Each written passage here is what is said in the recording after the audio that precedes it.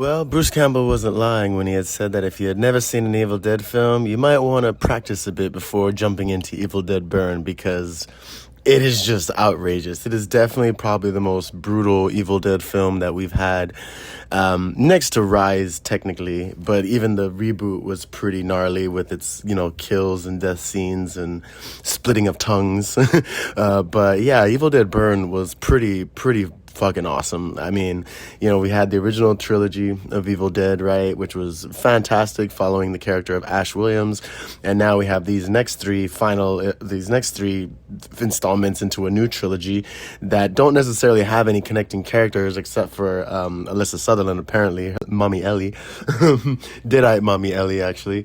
But I mean, man, they just get better and better. I mean, and I do agree, there is really no bad Evil Dead movie. I mean, I wasn't really a fan of Rise when it had first came out, and I've kind of warmed up to it. I mean, there's still a lot of aspects in it I really like, a lot of aspects in it I don't like, but for the most part, it was pretty good, right? And this Evil Dead Burn really is a continuation of Evil Dead Rise, because they don't really kill and get rid of the Deadites per se, nor do they get rid of this virus that is, this demon Necronomicon-ish virus.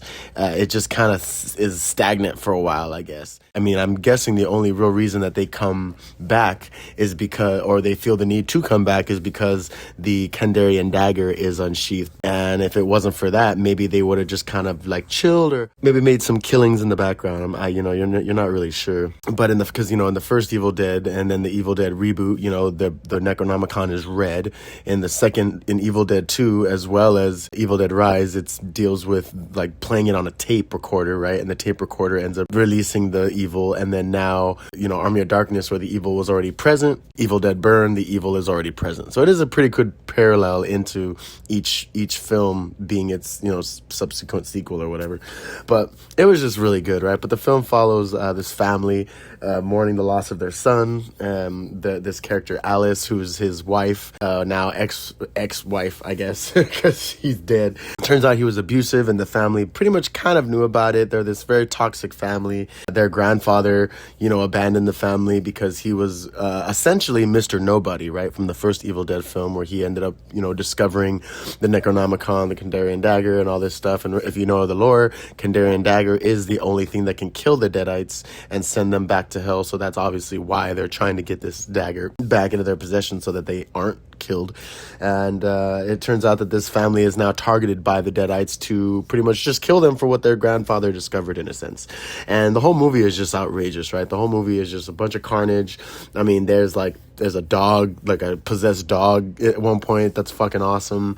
All the characters in the family like become ferocious Deadites. Even the loving grandma. I mean, oh my gosh, it is just absolutely balls to the wall wild. I just wasn't expecting it to be that good, considering how Rise was. I definitely walked out of Rise like enjoying it, but it wasn't, it was all right. Again, Alyssa Sutherland was the best part, and they had the audacity, they had the nerve to bring her back in the post-credit scene in this one, which was fucking crazy. So if you're killing kids, it's just so outrageous, right? Like, it's just something that franchise is just now let you know, like, no one is safe. It doesn't matter. This is not your basic ghost monster movie where like the kids might end up being okay. No, nobody is safe, and it's just absolutely awesome, right? And then the director, Sébastien Vaniček, the French filmmaker that directed this film, I had no idea that his debut film was Vermin, and I fucking love that movie. I finally saw it not that long ago, and it's this crazy movie about this poisonous spider that creates this infestation in this apartment.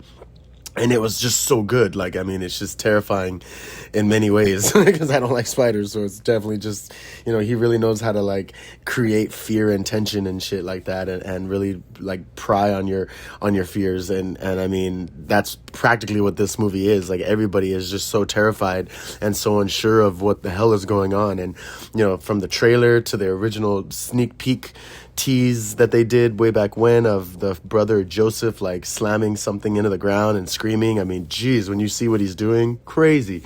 In the trailer, when Alice is going through the house and everything is just being like, there's all this chaos around her, and a Deadite like messing up everybody and floating around like the demons in Silent Hill 4, the ghosts. Like, he's just floating around. I mean, it was just so good. So I was thrown for a loop. I couldn't believe that I was having that much fun throughout the movie. When the dog died, I was like, this movie don't care anymore. That's when I knew it was going to be good. But I would definitely suggest to check it out. It was so much fun. Definitely stay for the after credit and credit scene, because it's just, I mean, personally, I think that the franchise could take a break now. I think they can maybe take like a decade break, or like when Sam Raimi's, wants to make one last final movie, he can make one last final Evil Dead movie, return to form, or even when Bruce Campbell's like, older and making his last films, maybe they could come back and do something, or do that whole Mia Ash team up. I mean, who knows what they could have done. But again, having Alyssa Sutherland come back, it would only make sense to bring back the 2013, Mia from Evil Dead, the reboot, and bring Ash back. But we'll see. But overall, I genuinely loved it. It was absolutely fantastic. Just definitely watch it. It's just awesome. But yeah, this has been Ghost in the Craig. Thank you so much for tuning in. Like, share, and subscribe. And I'll catch you in the next one. And just don't read from the Book of the Dead. Please, just don't read from it. That was like the best part of this movie, when she's about to read from it and then she stops at the last word and says, nah, fuck this. It's like, just stop reading it. Why does everybody have to read it out loud? At least read it in your head. If you really want to read from the Book of the Dead, read it in your head. Just stop reading it out loud.